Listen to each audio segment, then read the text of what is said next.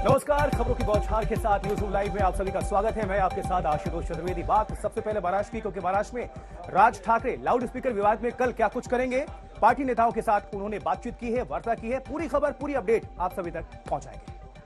नमस्कार, आपके साथ मैं हूं मलिका मल्होत्रा। न्यूज रूम लाइव में साथ ही आपको ये भी दिखाएंगे कि यूपी के संभल में आखिर क्यों बवाल हुआ, दो गुटों के बीच गोलीबारी की नौबत आखिर क्यों आई, इस पर देंगे पूरी जानकारी। राजीव।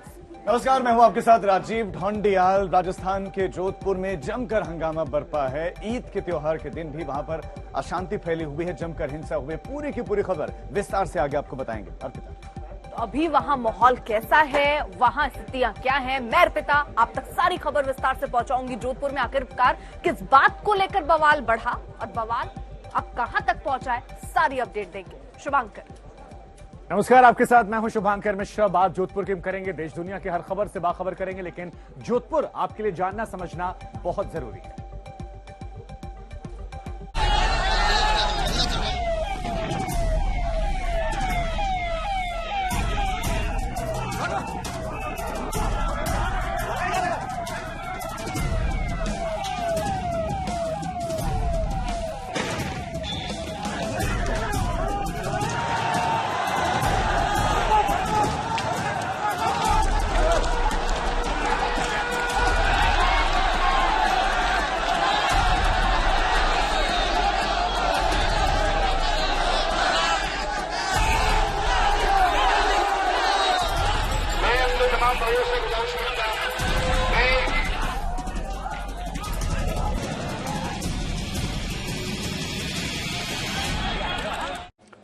तो तस्वीरें देखकर आप समझ गए होंगे कि स्थिति जो है तनावपूर्ण है। कल रात को हिंसा शुरू हुई, आज सुबह भी नमाज के बाद हिंसा देखने को मिली। आगे जानकारी आशुतोष। बिल्कुल, और इस घटनाक्रम में पुलिस वालों पर भी पत्थर बरसाए गए हैं, लाठी चलाए गए हैं, कुछ पुलिसकर्मी जख्मी भी हैं और काफी लोग भी इसमें चोटिल है। और आपको बता दें कि जोधपुर में 10 थाना क्षेत्रों में कर्फ्यू लागू कर दिया गया है, जो कि बुधवार रात तक ये कर्फ्यू लागू रहेगा। तो ये आपको बड़ी खबर, क्योंकि जोधपुर हिंसा के बाद पूरे इलाके में तनाव बरकरार है और तनाव कम करने की कोशिश में लगातार पुलिस प्रशासन, सरकार लगे हुए हैं। और इस बीच मुख्यमंत्री अशोक गहलोत की तरफ से अपील, शांति बनाए रखने की अपील। गहलोत सरकार में तुष्टीकरण, ये आरोप लगाया है राज्यवर्धन सिंह राठौड़, भारतीय जनता पार्टी के नेता। बुधवार की आधी रात तक जारी रहेगा कर्फ्यू। इस मामले में अराजक तत्वों से सख्ती से निपटेंगे, मुख्यमंत्री अशोक गहलोत का ये स्टेटमेंट है। क्योंकि ये देर रात से शुरू हुई हिंसा, लगातार तनाव बरकरार और इसमें पूरी कोशिश पुलिस प्रशासन की तरफ से कि जल्द से जल्द ये तनाव खत्म हो। इसी के मद्देनजर 10 थाना क्षेत्रों में कर्फ्यू लागू किया गया है, जो कि बुधवार देर रात तक लागू रहेगा।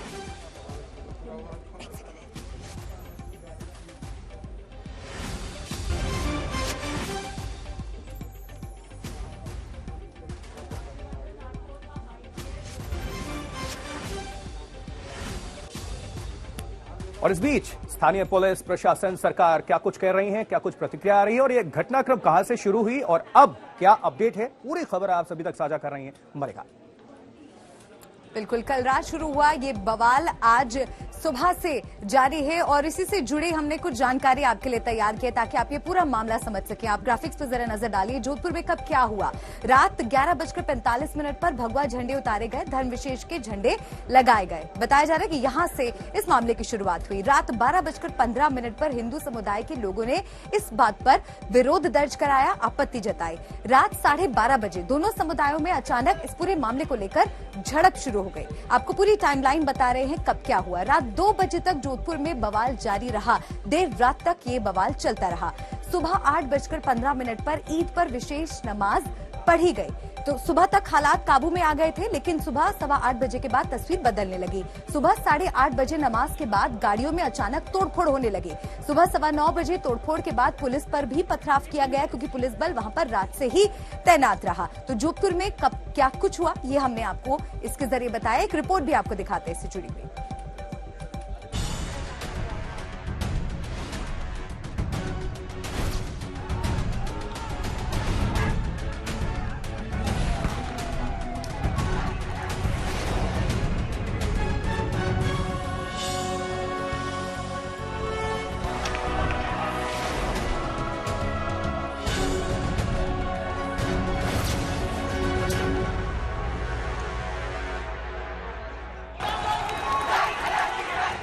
जोधपुर शहर के हालात की गवाही दे रही हैं ये तस्वीरें।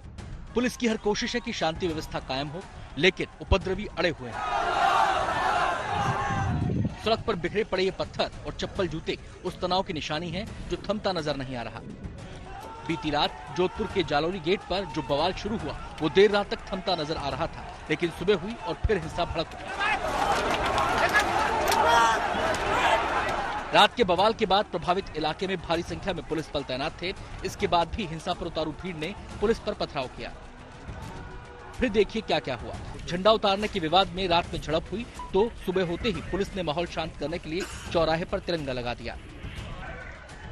इसके बाद एक समुदाय के लोगों ने पुलिस पर पथराव शुरू कर दिया।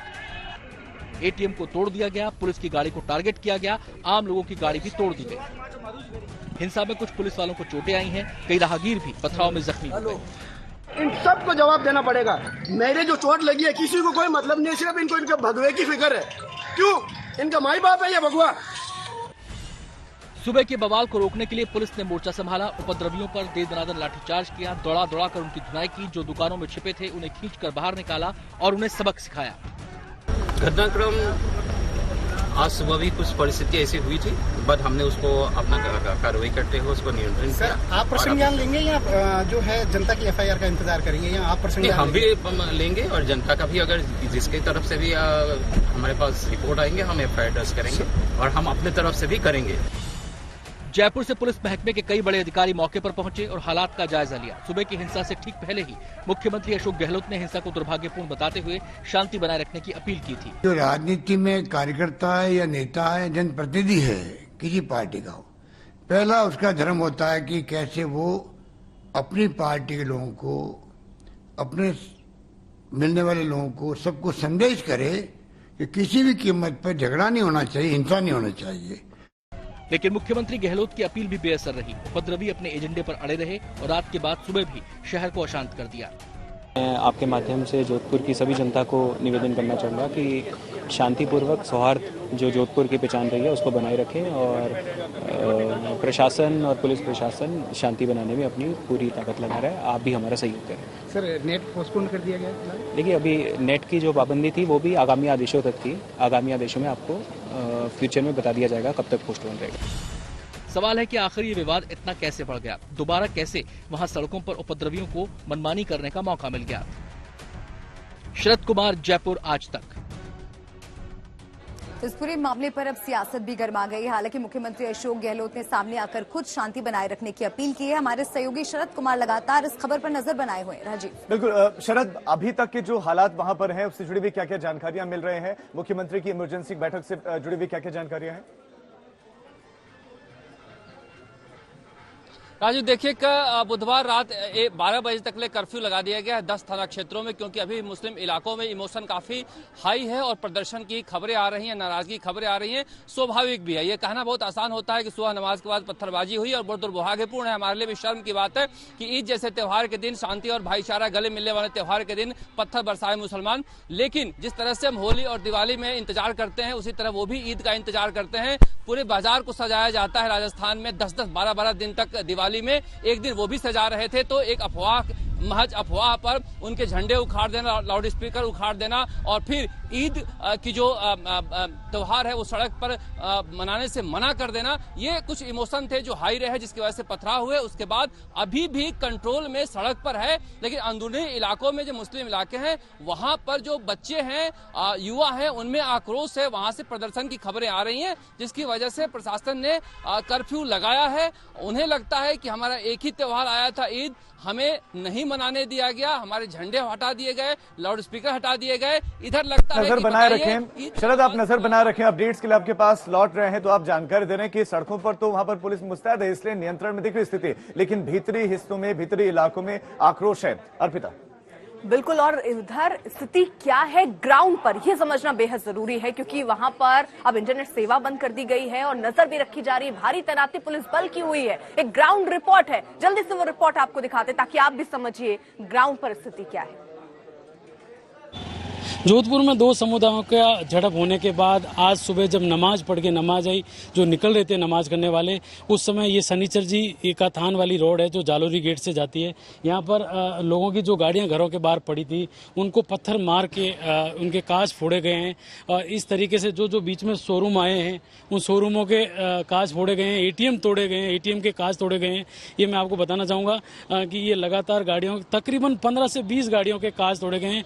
उस समय इस जगह घटना स्थल पर जो थे चश्मदीद गवाह अनिल जी, आइए इनसे बात करते हैं। अनिल जी, किस तरीके का आपने ये देखा? मैं तो उस समय सुबह नहा के आया हुआ था, बालकनी में खड़ा था, तो कुछ वो नमाज पढ़ के जो भाग के आए लोग गली में घुसे, उनके हाथ में पत्थर थे, आपस में पत्थर, सब गाड़ियों में पत्थर मारते हुए जा रहे थे। फिर हमारे इधर से ऊपर से उनको डिस्टर्ब किया कि ये क्या कर रहे हो, तो इस गली से निकल गए। उस गली में सारी गाड़ियों का कांच फोड़ते हुए, लेडीज को अपशब्द बोलते हुए वो लोग निकले।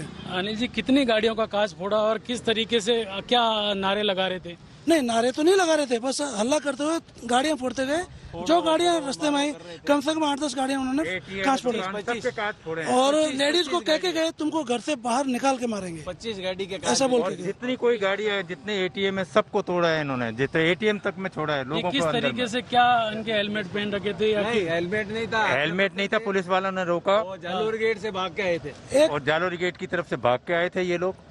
और फिर उन्होंने जैसे ही पुलिस वालों के ऊपर बाटे फेंके, पुलिस 4-5 पुलिस वाले थे, वो रुके नहीं, तो वो भी भाग गए, उनके ऊपर पत्थरबाजी हुई, वो भागे, फिर बाद में फोर्स आई है। कितने लोग थे अंदाजन ये लोग? 500 की भीड़ थी, कम से कम 400-500 लोग की भीड़ थी। आप देख सकते हैं किस तरीके से ये लोग चश्मदीद थे। जिस समय यहाँ लगातार गाड़ियाँ, 15 से 20 गाड़ियों के कांच फोड़े गए, एटीएम के कांच तोड़े गए हैं। और इस तरीके से अब जोधपुर पुलिस ने शहर के भीतरी इलाकों में रूट मार्च किया है शांति के लिए। जोधपुर की सूरसागर की विधायिका सूर्यकांता व्यास के घर के बाहर भी उपद्रवियों ने एक मोटरसाइकिल को जलाया है। और इस समय घटना स्थल पर जयपुर से एडीजी हवा सिंह घुमरिया, संजय अग्रवाल जोधपुर पहुंच रहे हैं। अशोक शर्मा, आज तक, जोधपुर।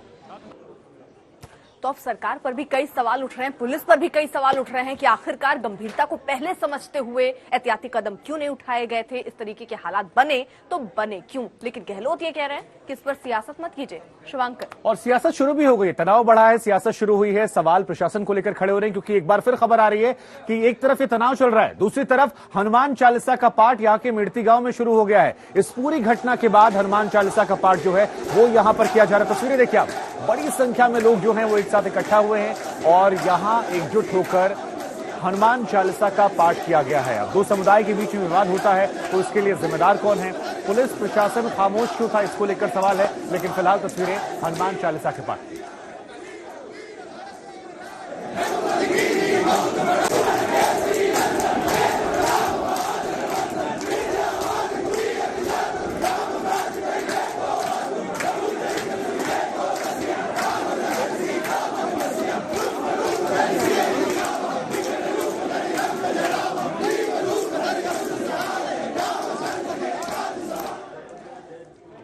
अब देखिए, गर्मी के मौसम में धर्म के नाम का उबाल जो है वो पूरे देश में छाया है, लेकिन यहां हनुमान चालीसा पाठ होती तो क्यों होती है? चुनाव या कुछ और है? आशुतोष।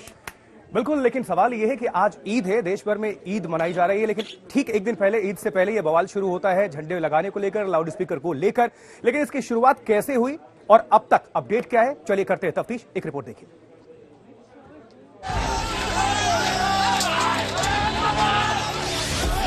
पत्थरबाजी हो रही है,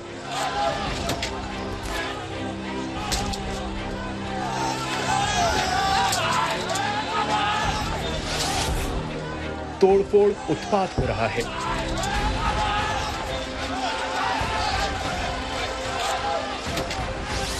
भीड़ बेकाबू है।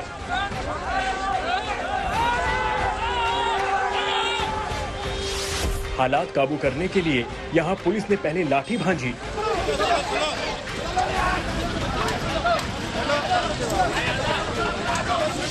भीड़ को खदेड़कर माहौल शांत करने की कोशिश की।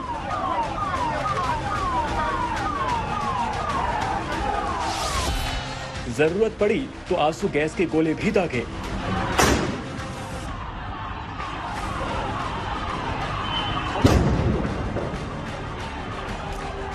ये जोधपुर शहर का जालोरी गेट चौराहा है। देर रात चौराहे पर कानून व्यवस्था का मजाक बन गया। दो समुदाय के लोग एक दूसरे के खिलाफ सड़कों पर उतरे तो बवाल बढ़ गया।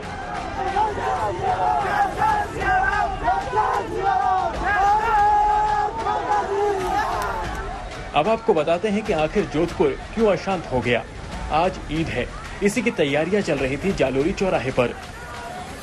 स्वतंत्रता सेनानी बाल मुकुंद बिस्वा की मूर्ति पर झंडा लगाया जाना था, लगाया भी गया, बैनर भी लगने थे, वो भी लग गए, लेकिन यही देखकर कुछ लोगों का गुस्सा फूट पड़ा।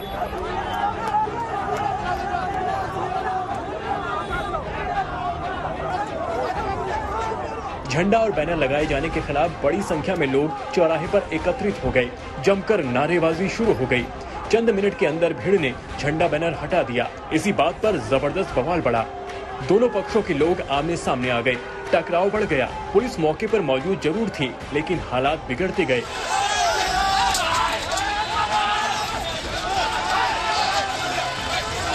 चौराहे पर झंडा लगाए जाने के विरोध में नाराज लोगों ने कई गाड़ियों में तोड़फोड़ कर दी, जमकर पथराव होने लगा।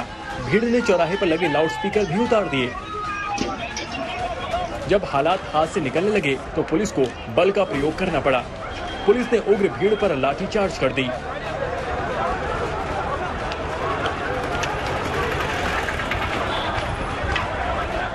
इससे स्थिति नहीं तो आंसू गैस के गोले भी दागे।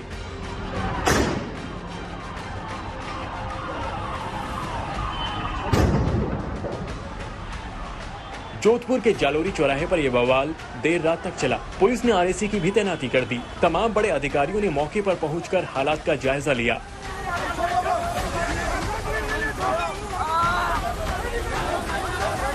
शहर का जो शांति है, जो व्यवस्थाएं बने हुए हैं, उसको आप बनाए रखें, हमें सहयोग करें। और मैं सभी को यही कहूँगा, आप अपने घर पे जाइए और अपने शांति से रहें। और मैं सभी को, जो भी हमारा मुसलमान भाई बंधु है, उनको मैंने ईद का मुबारक। ईद को देखते हुए किसी भी बवाल को रोकते हुए प्रशासन ने इंटरनेट सेवा बंद करने का भी फरमान जारी कर दिया। देर रात 1 बजे से पूरे शहर में इंटरनेट सेवाएं अनिश्चित काल के लिए बंद कर दी गई हैं।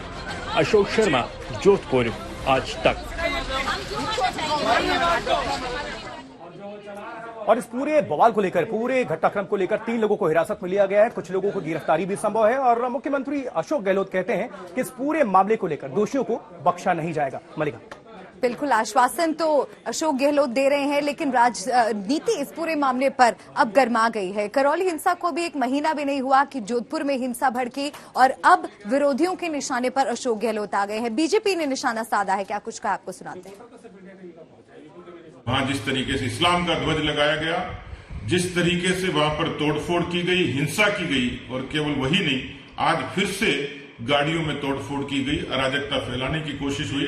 मैं सीधे सीधे कहना चाहता हूं कि प्रदेश की शांति के लिए, सद्भाव के लिए, प्रदेश के आम लोगों की जन सुरक्षा के लिए कम से कम अपने वोट बैंक की राजनीति को गुड बाय करिए, वोट बैंक की राजनीति को छोड़िए, प्रदेश की सोचिए, अपनी कुर्सी की बजाय जन सुरक्षा की फिक्र करिए। सिर्फ एक खास समुदाय के लिए ही कहा गया कि बिजली की कटौती यहां पर बिल्कुल नहीं होनी चाहिए, तो ये तुष्टीकरण की राजनीति है। राजस्थान को ये तालिबान बनाने पर आमदा है और ये एक औरंगजेबी मानसिकता ही हो सकती है जो जोधपुर जैसी घटना जहां पर हो रही है बार बार। ये जो घटना की जा रही है लगातार और राजस्थान का माहौल खराब करने का प्रयास किया जा रहा है, उसमें सबसे बड़ी विफलता कांग्रेस सरकार की तुष्टीकरण की नीति। सोची समझी साजिश के तहत ही मैं फिर आरोप लगा रहा हूं कि तुष्टीकरण की नीति के कारण ही सरकारें न्याय नहीं कर पाती। तो इस पूरे मामले को लेकर सवाल कहीं उठ रहे हैं और सीएम अशोक गहलोत इस वक्त अपने विरोधियों के निशाने पर हैं। राजीव, बिल्कुल निशाने पर कांग्रेस है और कांग्रेस नेता प्रवक्ता रणदीप सुरजेवाला ने क्या कुछ कहा है, सुनाते हैं आपको।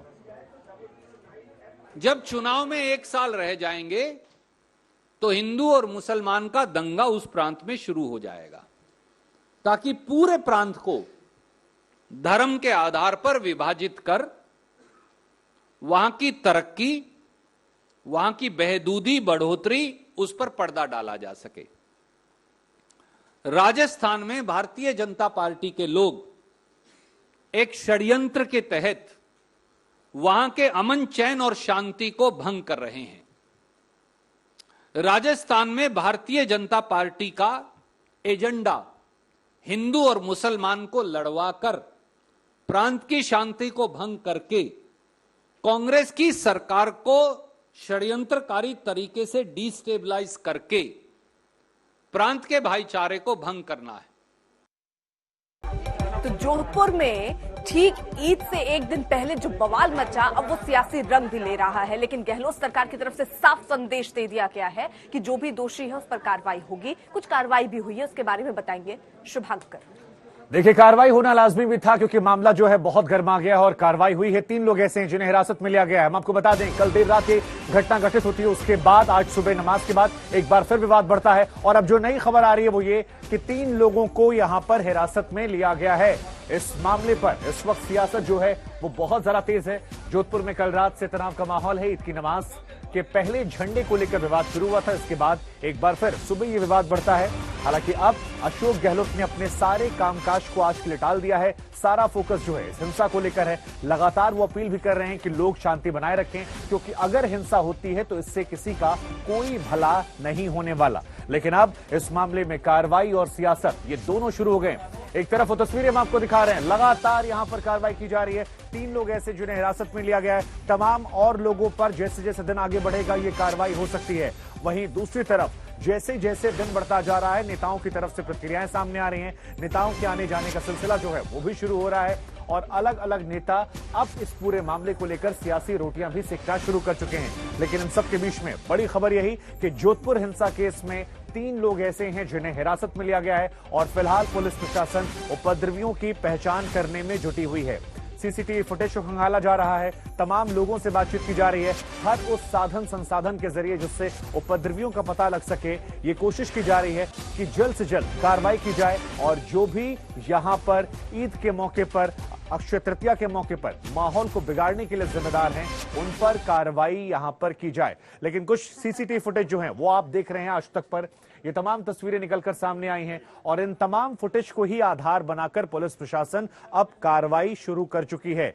इन तस्वीरों में आप देख सकते हैं कि पूरी रिकॉर्डिंग है और ऐसे अनगिनत कैमरे हैं जहां पर तमाम तस्वीरें रिकॉर्ड हुई हैं। इन तमाम फुटेज को खंगालने के बाद पुलिस प्रशासन ने 3 लोगों को हिरासत में ले लिया है। तो 24 घंटे के अंदर कार्रवाई शुरू हो गई है। 3 लोग हिरासत में लिए गए हैं और ये माना जा रहा है कि अब बहुत ही जल्द कई और उपद्रवी ऐसे होंगे जिन पर कार्रवाई हो सकती है। ये तस्वीरें हम आपको दिखा रहे हैं आज सुबह की, जब नमाज के बाद एक बार फिर विवाद बढ़ जाता है। पुलिस प्रशासन को हल्का बल प्रयोग करना पड़ता है और ये 6 तस्वीरें आपकी टीवी स्क्रीन पर। अगर तस्वीरें आप देखेंगे तो कल रात को यहां पर झंडा उतारा आता है, जिसके बाद अशांति फैलती है, गाड़ियों के शीशे तोड़ दिए जाते हैं, फिर भगवा झंडा लगाया जाता है, जिसके बाद विवाद और ज्यादा बढ़ जाता है। हिंसा होती है, पथराव होता है, लाठीचार्ज होता है, आंसू गैस से गोले। 6 तस्वीरें पूरे घटनाक्रम को समझाती हैं।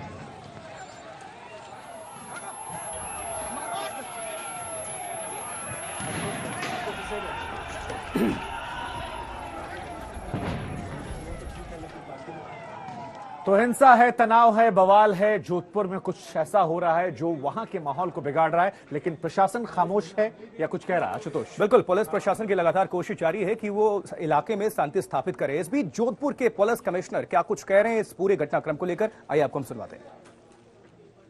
पुलिस के हमारे यहाँ पे अभी जो सिचुएशन है अंडर कंट्रोल है। हमने सफिशिएंट जाब्ता लगाया हूँ। अभी हम फ्लैग मार्च के लिए भी निकल रहा हूँ। सभी प्रकार से व्यवस्था है। मुझे लगता है हम इसको ये लॉ एंड ऑर्डर स्थिति जो है बनाए रखने के लिए। सर कुछ ड्रेसिंग करने की बात है, कुछ लोगों को चिन्हित किया आपने, ये विवाद जो बवाल हुआ है इसको लेकर? नहीं, बिल्कुल हम इस पे जो भी केस दर्ज होंगे उस पे हम कार्रवाई करेंगे। जो भी अगर कोई गैरकानूनी काम किया है, जो जिसपे कानून के खिलाफ है, उसके विरुद्ध कानून के तहत कार्रवाई की जाए। सर आज सुबह जो घटनाक्रम हुआ सर, उसको लेकर के क्या है? घटनाक्रम आज सुबह भी कुछ परिस्थिति ऐसी हुई थी, बट हमने उसको अपना कार्रवाई करते हुए उसको नियंत्रण किया। आप पर्सनल ज्ञान लेंगे या जो है जनता की FIR का इंतजार करेंगे, या आप पर्सनल? हम भी लेंगे और जनता का भी, अगर जिसके तरफ से भी हमारे पास रिपोर्ट आएंगे हम FIR दर्ज करेंगे और हम अपने तरफ से भी करेंगे। क्या अपील करेंगे सर, फाइनली क्या अपील करेंगे? मैं यही अपील करूंगा सभी को शांति बनाए रखें। बिल्कुल, तो झंडा उतारने को लेकर ये विवाद और बैनर पर ये लगातार संग्राम। देखिए 6 तस्वीरें हैं आपके समक्ष, आप देख पा रहे हैं झंडा लगाने पर ये बवाल किस तरह से शुरू हुआ। गाड़ियों में तोड़फोड़ की गई, शीशे तोड़ दिए गए, चकनाचूर हो गए।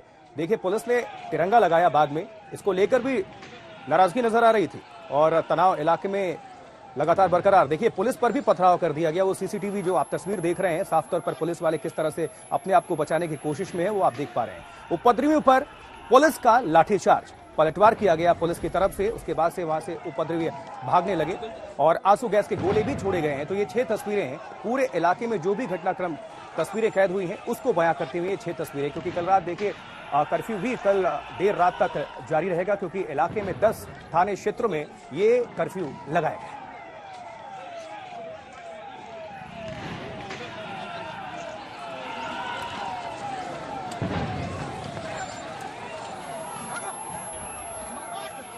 तो इस घटनाक्रम को लेकर, इस पूरे बवाल को लेकर 3 लोगों को हिरासत में अभी तक लिया गया है और सीसीटीवी के जरिए कुछ और लोगों की पहचान की कोशिश जारी है। और पुलिस प्रशासन साफ तौर पर कह रहा है, सरकार कह रही है कि एक भी दोषी बख्शे नहीं जाएंगे। मलिका, बिल्कुल, और इस बड़ी खबर पर हम आगे भी नजर बनाए रखेंगे, अपडेट्स आप तक पहुंचाते रहेंगे। लेकिन अब बात कर लेते हैं पीएम मोदी के यूरोप दौरे की। आज दूसरा दिन है और आज वो डेनमार्क पहुंच रहे हैं। बड़ी खबर ये मिल रही है कि अब से कुछ ही देर में कोपेनहेगन पहुंचने वाले हैं प्रधानमंत्री नरेंद्र मोदी। कल उन्होंने इस टूर की शुरुआत की थी। बहुत महत्वपूर्ण ये दौरा माना जा रहा है। कई महीनों में ये दौरा बेहद अहम माना जा रहा है और तस्वीरें सीधी आ रही हैं। कोपेनहेगन पहुंच चुके हैं प्रधानमंत्री नरेंद्र मोदी, तस्वीरें आप तक पहुंचा रहे हैं। ये बड़ी खबर, कोपेनहेगन पहुंचे पीएम मोदी। आज यूरोप दौरे का उनका दूसरा दिन है। आज डेनमार्क में कई कार्यक्रमों में शिरकत करने वाले हैं प्रधानमंत्री नरेंद्र मोदी। और साथ ही आपको बता दें, कई अहम मुलाकातें भी इस दौरे के दौरान उनकी होने वाली हैं। आज कई अहम कार्यक्रमों में वो शामिल होंगे और जो सीधी तस्वीरें मिल रही हैं कोपेनहेगन की, वो हम आपको दिखा रहे हैं। कोपेनहेगन पहुंच चुके हैं प्रधानमंत्री नरेंद्र मोदी, डेनमार्क पहुंचे और आज यूरोप दौरे का उनका ये दूसरा दिन। प्रधानमंत्री नरेंद्र मोदी अपने दौरे के दूसरे दिन जर्मनी से डेनमार्क के लिए रवाना हुए हैं और तस्वीरें मिल रही हैं। कोपेनहेगन वो पहुंच चुके हैं।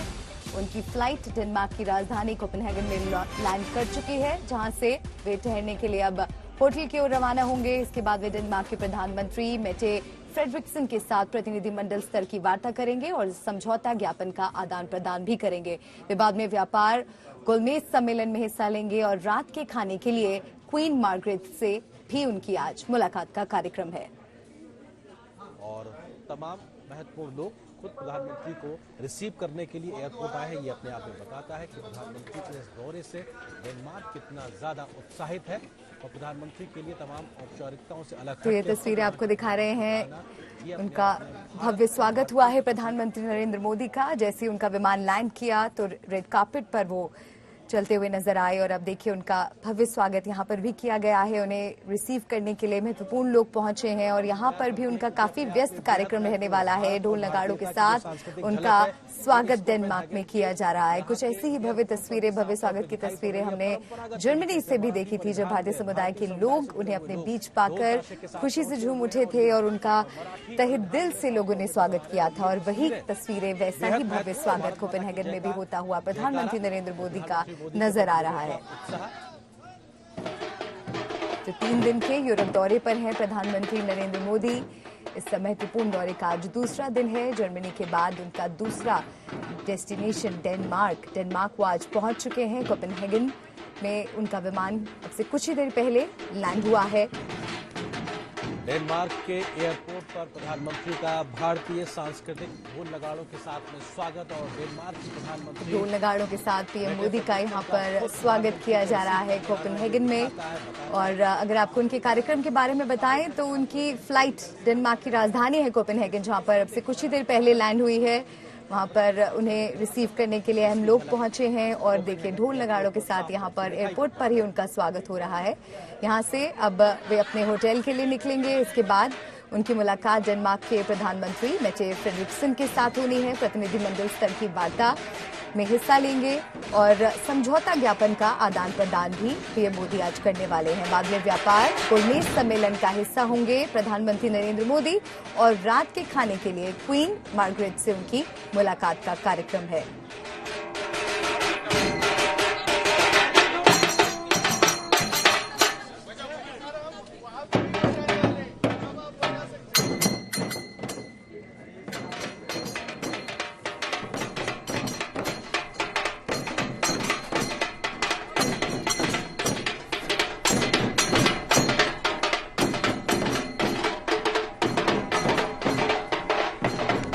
प्रधानमंत्री नरेंद्र मोदी अपने 3 देशों के इस दौरे के दूसरे पड़ाव में इस वक्त डेनमार्क की राजधानी कोपेनहेगन पहुंच गए हैं और खुद डेनमार्क के प्रधानमंत्री। तो ये तस्वीरें हम आपको दिखा रहे हैं कोपेनहेगन से, सीधी तस्वीरें मिल रही हैं जहां पर प्रधानमंत्री नरेंद्र मोदी पहुंच चुके हैं। उनका स्वागत हुआ, डेनमार्क के पीएम फ्रेडरिक्सन ने की उनकी अगवानी।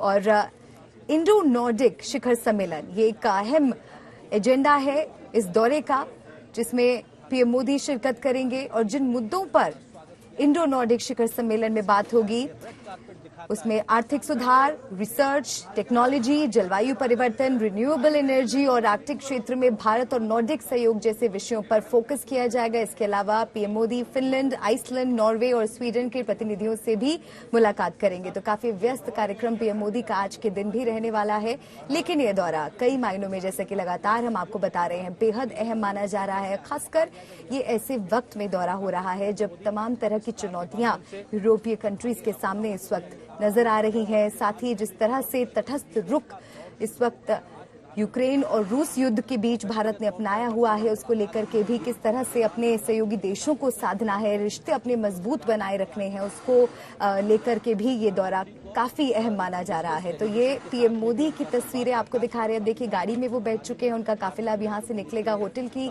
तरफ बढ़ेगा और एयरपोर्ट पर भव्य स्वागत पीएम मोदी का हुआ। और ये पीएम मोदी के दौरे में इस तरह की तस्वीरें, खासकर जब भी वो विदेश जाते हैं, जिस भी देश वो जाते हैं, वहां के भारतीय समुदाय के लोगों से वो मुलाकात करते हैं और अपने बीच पाकर जर्मनी में भी जो भारतीय समुदाय के लोग हैं उनकी खुशी देखते ही बन रही थी। ढोल नगाड़ों के साथ, सांस्कृतिक कार्यक्रमों के साथ पीएम मोदी का स्वागत हुआ और वैसी ही तस्वीरें अब कोपेनहेगन से भी देखने को मिल रही हैं। तो प्रधानमंत्री नरेंद्र मोदी डेनमार्क पहुंच गए हैं, तस्वीरें आप देख रहे हैं और भव्य स्वागत प्रधानमंत्री नरेंद्र मोदी का हुआ है जैसे बर्लिन में हुआ था, कुछ उसी तरह का स्वागत डेनमार्क में कोपेनहेगन में प्रधानमंत्री नरेंद्र मोदी का हुआ है।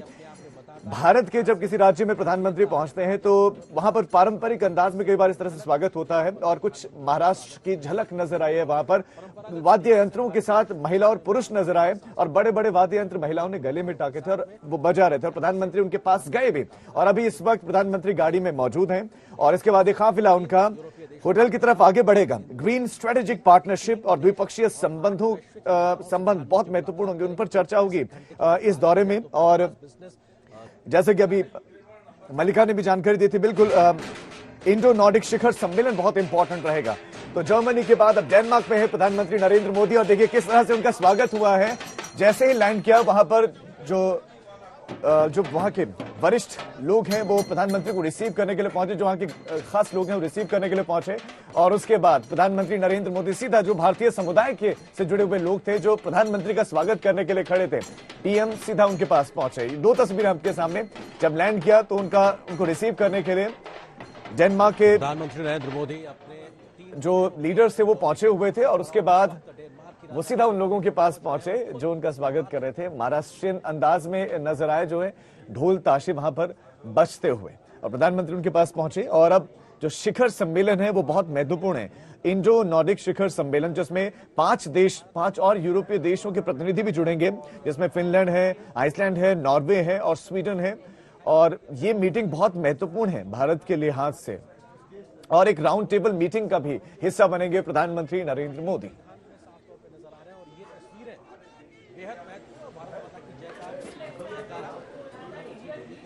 तो ये सीधी तस्वीरें हम आपको दिखा रहे हैं। डेनमार्क पहुंचे प्रधानमंत्री नरेंद्र मोदी और जिस तरीके से प्रधानमंत्री नरेंद्र मोदी अभिवादन स्वीकार करते हैं और जो बॉडी लैंग्वेज प्रधानमंत्री नरेंद्र मोदी की दिखती है वो अपने आप में ये दिखाती है कि भारत अब अपने आप को प्रबल तरीके से रखकर सामने पेश कर रहा है और ये वहां रहने वाले जो प्रवासी भारतीय हैं वो भी महसूस करते हैं। चाहे वो हमने इससे पहले देखी तस्वीरें हुई यूरोप में जहां प्रधानमंत्री के जाने के साथ ही जो प्रवासी भारतीय हैं वो इस बात का जिक्र कर रहे हैं कि पहले के भारत में और अब के भारत में बहुत बड़ा परिवर्तन वो देख रहे हैं। अब गर्व की सीमा और ऊंची होती चली जा रही है। प्रधानमंत्री नरेंद्र मोदी भी उसी संदेश के साथ, उसी बॉडी लैंग्वेज के साथ यहाँ पहुंचते हुए ये सीधी तस्वीरें हम आपको दिखा रहे हैं। वहां जाकर कई ऐसी बातें हैं जो करनी होंगी, खासतौर पर रूस और यूक्रेन के बीच जो युद्ध की स्थिति चल रही है। ऐसे में कई ऐसे देश हैं जो ये बात कह रहे हैं कि वो भी नाटो का हिस्सा बनना चाहते हैं। उनके प्रतिनिधियों से भी देखिए प्रधानमंत्री नरेंद्र मोदी की मुलाकात होनी है। क्या इस दिशा में कोई बात हो पाएगी ये भी देखना होगा, लेकिन महत्वपूर्ण ये चर्चा रहेगी।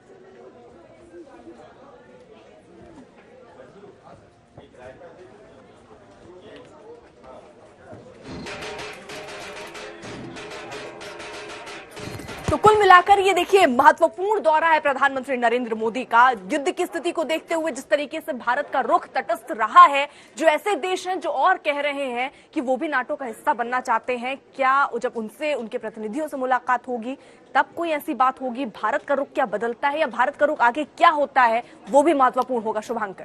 बिल्कुल, और हमारी सहयोगी अंजना ओम कश्यप लगातार वहां मौजूद हैं, जो प्रधानमंत्री के दौरे से जुड़ी हर एक अपडेट आप तक पहुंचा रही है। अंजना, यहां तमाम तस्वीरें हमने देखी। आज दौरे का दूसरा दिन है, प्रधानमंत्री कई कार्यक्रमों में शामिल होने वाले। जरा बताइए क्या वातावरण वहां पर है, कैसे प्रधानमंत्री का स्वागत हो रहा है? जो कुछ आपने देखा, अपनी आंखों देखी, जरा आज तक के दर्शकों को बताइए। बिल्कुल, बर्लिन में एक भव्य शुरुआत के साथ अब कोपेनहेगन प्रधानमंत्री पहुंच चुके हैं और इस वक्त हम डेनमार्क में कोपेनहेगन में प्रधानमंत्री आवास जो है, प्राइम मिनिस्टर्स प्राइवेट रेसिडेंस में मौजूद हैं। यहीं पर कुछ देर में प्रधानमंत्री नरेंद्र मोदी पहुंचने वाले हैं। पूरा उनका प्रोग्राम मेरे हाथ में है।